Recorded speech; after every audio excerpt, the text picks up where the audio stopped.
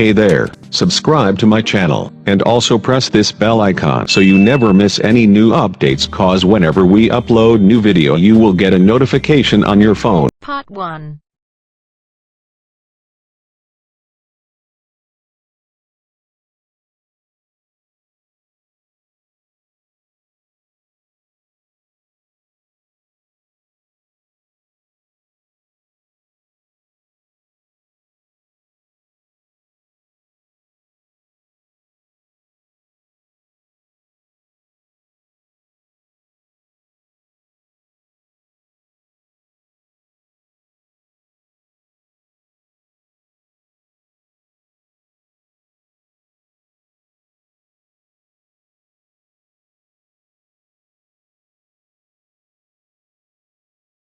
You will hear a number of different recordings, and you will have to answer questions on what you hear.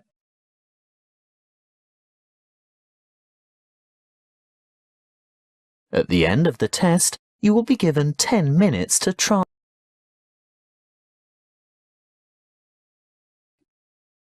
You will hear a conversation between Thomas and Nadia, who are waiting at the airport. First, you have some time to look at questions 1 to 5.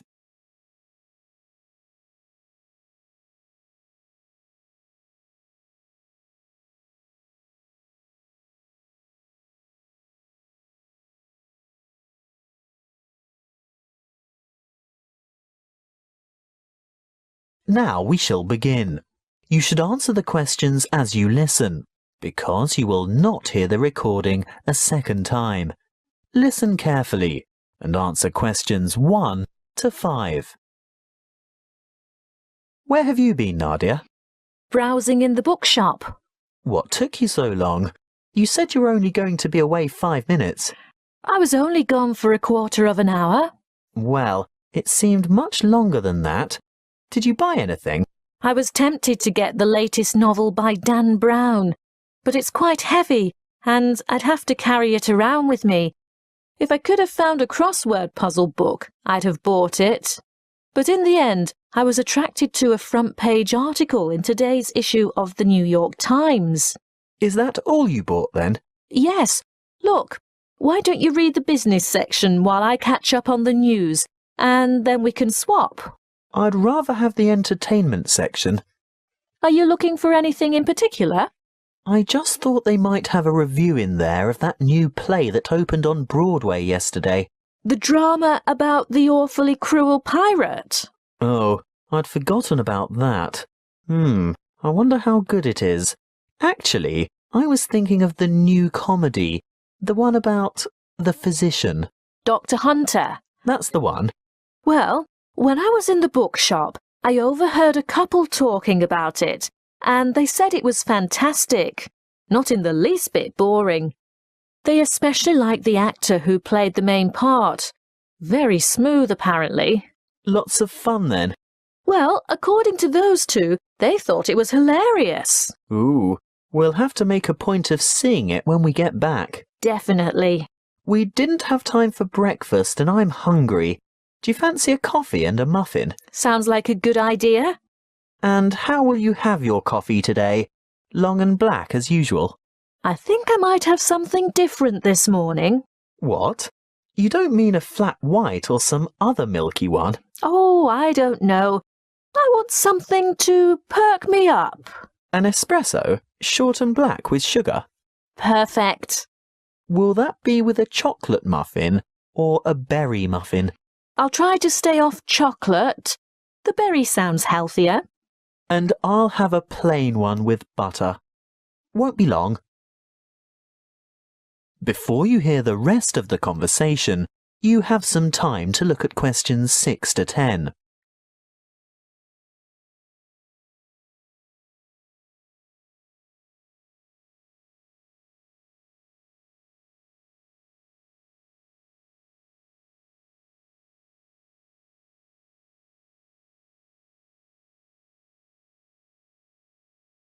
Now listen and answer questions 6 to 10. Here you are. Mind the coffee. It's really hot. Thank you. I'm really ready for this. Have you thought about what we should see when we get to London?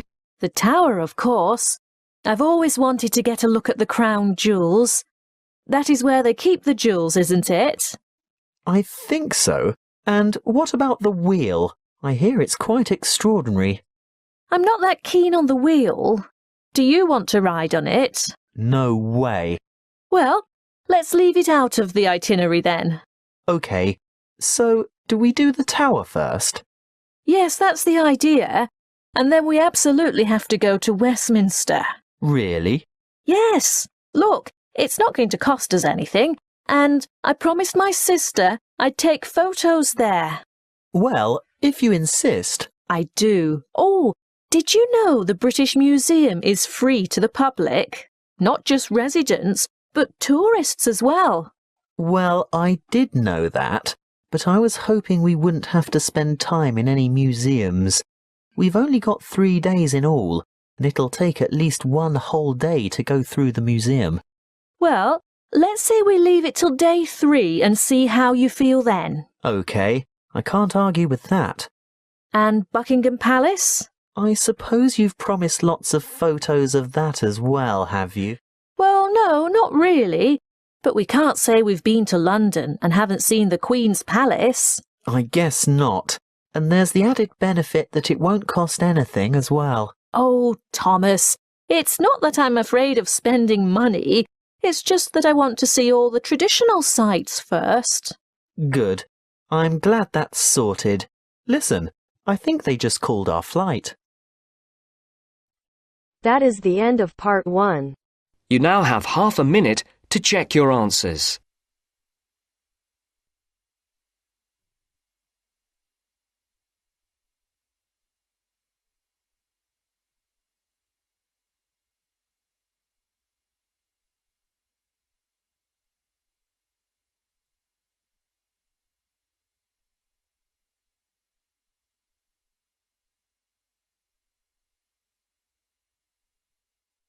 Now turns to part 2. Part 2.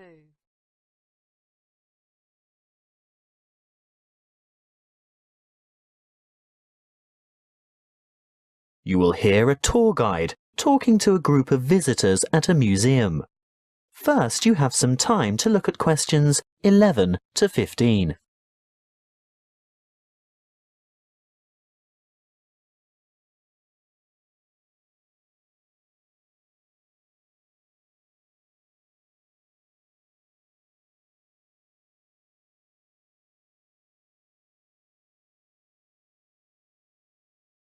Listen carefully and answer questions 11 to 15. Welcome to the museum. Before we go inside, I'd like to remind you of 1 or 2 things. Firstly, you'll be pleased to know that admission is free to all visitors, so explore at your leisure, and if you can't take it all in today, you can come back again and again without any charge at all. Opening hours are from 10 a.m. to 5:30 p.m. most days, but the museum closes a little later on Thursday and Friday evenings. There are new multimedia guides available in 10 languages. They can be picked up from the desk in the covered courtyard for £4.50, and you can have it with you all day, from opening time in the morning until half an hour before closing. But you will need to produce ID. A passport, driver's licence or national identity card are all acceptable. These multimedia guides have audio commentary as well as images and an interactive map for easy navigation. They're simple to operate, and you will get a more detailed insight into many of the objects in the various galleries. As a security measure, apart from your camera and a purse, wallet or small handbag, your other belongings such as large bags, coats and umbrellas will have to be left at the cloakroom. Please note that the museum has recently revised the regulations for the size of bags and parcels that it will accept in its cloakrooms. I think the maximum size is 40 by 40 by 50 centimetres with a maximum weight of 8 kilograms. The only exception to this is prams and pushchairs. There is a charge of £1 per item.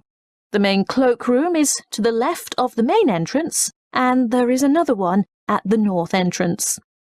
It may seem obvious, but may I remind you also that you should set your mobile phone to silent or turn it off altogether while you are in the museum, and do not carry or consume any food or drink in the exhibition halls.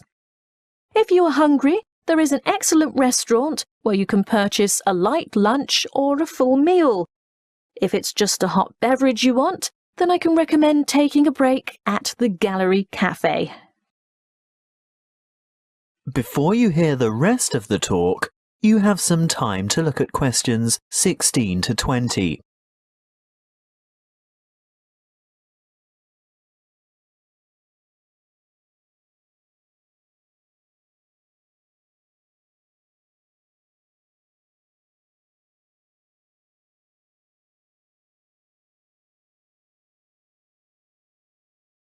Now listen and answer questions 16 to 20.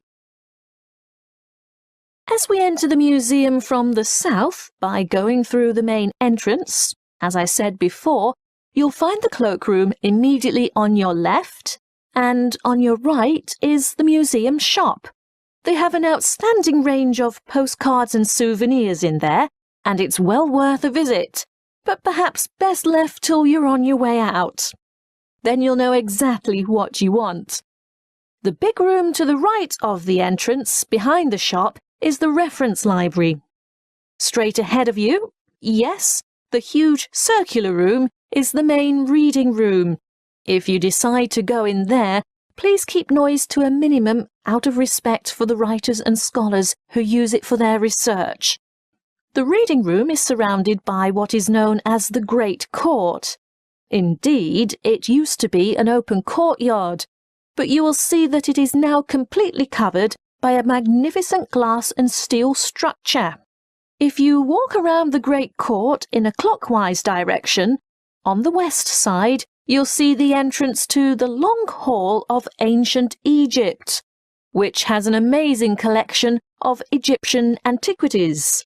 The gallery behind the reading room, directly opposite the entrance, is devoted to China and Southeast Asia. Here you'll see Chinese civilization explored chronologically from the Neolithic period through to the 21st century. The restrooms for both men and women are located in the northeast corner of this floor, but don't worry, there are others available on the floors above. Another huge gallery extends along the eastern side of the courtyard, and this is given over to Greece and Rome. The sculptures in this section are absolutely spellbinding. Take your time looking at all the exhibits, and when you're ready to view what's on the next floor, take the magnificent marble staircase by the entrance. That is the end of part 2. You now have half a minute to check your answers.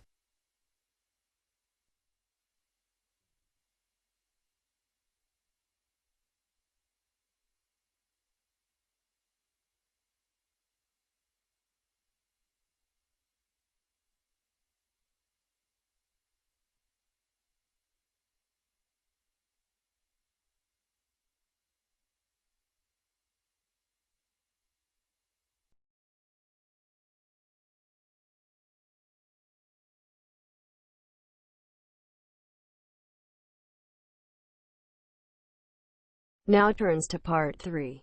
Part 3.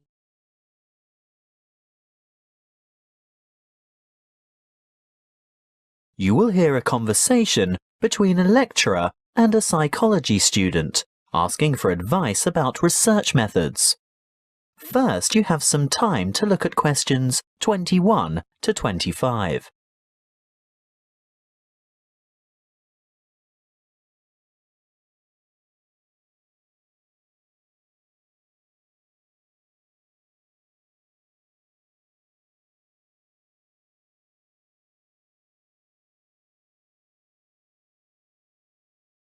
Listen carefully and answer questions 21 to 25. Good morning. Now, what is it you want to discuss today? Good morning, Dr. Reed. This assignment you've given us is the first psychology experiment I've had to do, and I'm not sure where to begin or which steps to take. Well, conducting your first psychology experiment can be quite a complicated and confusing process, but just remember that, like other sciences, psychology uses the scientific method and bases its conclusions upon empirical evidence. What do you mean by empirical evidence? Well, empirical evidence is established by observation rather than theory. And the scientific method? Oh, yes. When conducting an experiment, you need to follow a few basic steps. I know the first step is to come up with a research question or problem. Yes, a question that can be tested. How do I find an appropriate question? I would suggest one of three methods. Firstly, you can investigate a commonly held belief, or what we call folk psychology. I see. So I could examine the belief that staying up all night to study for an important exam can adversely affect test performance. That's right. In that case, you would compare the scores of students who stayed up all night with those of students who got a good night's sleep. I think I could do that. Well, alternatively, you might want to consider reviewing the literature on psychology. You know, published studies can be a good source of unanswered research questions. I'm sure you've read papers where the authors note the need for further research. So I would come up with some questions that remain unanswered. Correct. But there is a third source of ideas. Just think about everyday problems and then consider how you could investigate potential solutions. OK. Perhaps I could study various memorization strategies to find out which are the most effective. That's the idea. Next, you need to define the variables. You know, anything that might have an effect on the outcome of your research. Yes, I remember we learnt about that last week. Yes, that's right. Then you have to develop a testable hypothesis that predicts how the variables are related. For example, students who are sleep deprived will perform worse in an exam than students who are not sleep deprived. Exactly. Once you have developed a hypothesis, you must carry out background research. I can use books, journals, online databases and websites. Yes, all of those. I covered the reasons for background research in last Friday's lecture, didn't I? What you have to remember at this stage is to take careful notes and generate a bibliography of your sources. Before you hear the rest of the conversation, you have some time to look at questions 26 to 30.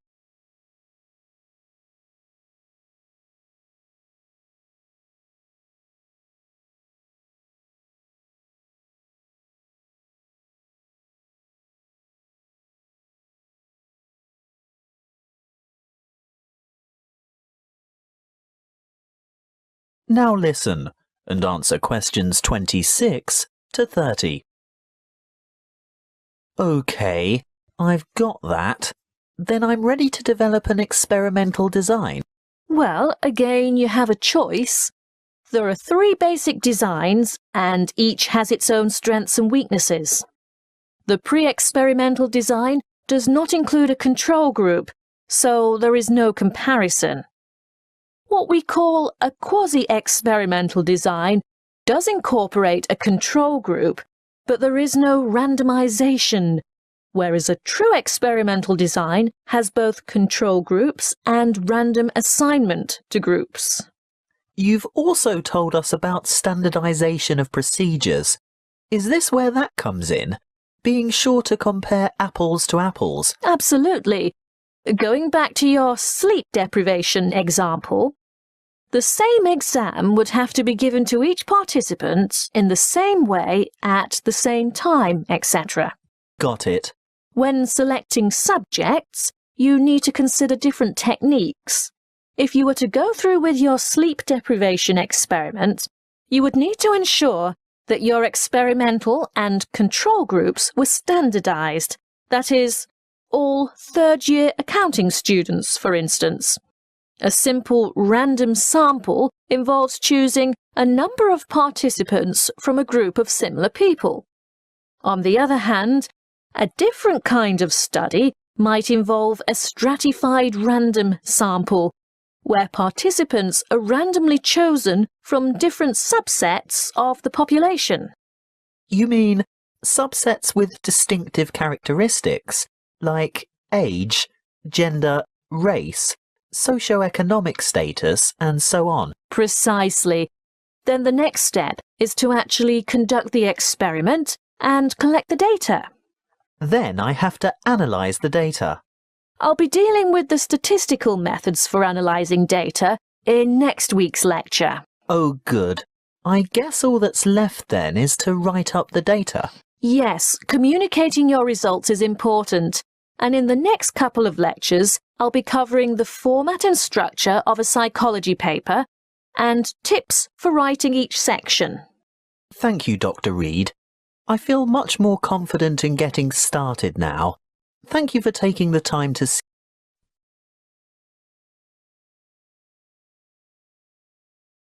That is the end of part 3. You now have half a minute to check your answers.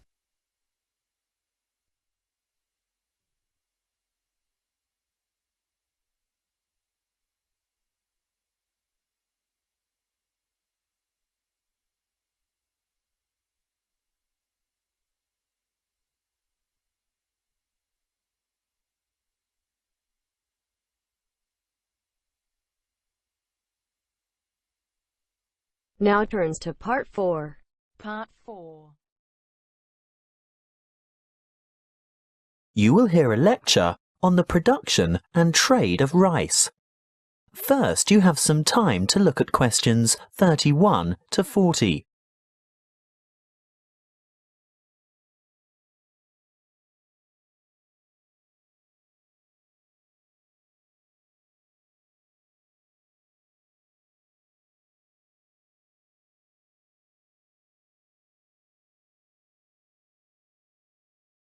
Listen carefully and answer questions 31 to 40. Good morning and welcome to our inaugural lecture on agricultural economics. Today's topic is the world's production and trade of rice. As you are all well aware, rice is the staple ingredient in the diet of much of the world's population. Its importance as a food cereal in the human diet cannot be underestimated. In fact, it's a close second to wheat. About 560 million metric tons of rice is grown each year, compared with about 600 million metric tons of wheat. Coarse grains, such as corn, sorghum, barley, oats, rye, and millet, mostly go into animal feed, which, by the way, is seen by many as a wasteful and inefficient use of fertile land, because around 4 kilos of grain is needed to produce about half a kilo of beef. Some 900 million metric tons of coarse grains are grown annually worldwide, and a further 300 million metric tons of grain is produced for the oil in its seeds. Now, I'll return to the subject of rice production. What do we know about rice production? Well, firstly, rice produces more food energy per hectare than any other cereal grain, and almost as much protein per hectare as wheat. Secondly, the production of rice has more than doubled in the last 40 years. How has this increase in production come about? Mainly as a result of improved field yields. The actual land area planted in rice has only risen by about 30%. As you know, rice is primarily grown in flooded fields, and therefore cultivation area is restricted by the sort of soil and the availability of water. Although rice can be grown on dry land, it is essentially after all a type of grass. The yields and quality in this case are much lower, and other grasses and weeds can easily overtake the rice. As yet there are no herbicides that can selectively kill other grass types without killing the rice. Much of the world's rice is still grown and cultivated by hand, because for mechanized farming, the land must be able to be drained and hold heavy equipment. Of the total rice production, it's no surprise to learn that the greatest proportion by far is grown and consumed in Asia. You will see from the chart that the leading producers of rice are China at around 39%, followed by India with a quarter of the total. Indonesia produces almost 1/10, and other countries like Bangladesh, Vietnam, Thailand, Japan and Brazil grow another 25, almost 26% of the total. As I said before, most rice is consumed in the countries where it is grown. That means that very little rice is actually traded, and for this reason, the market price is very volatile.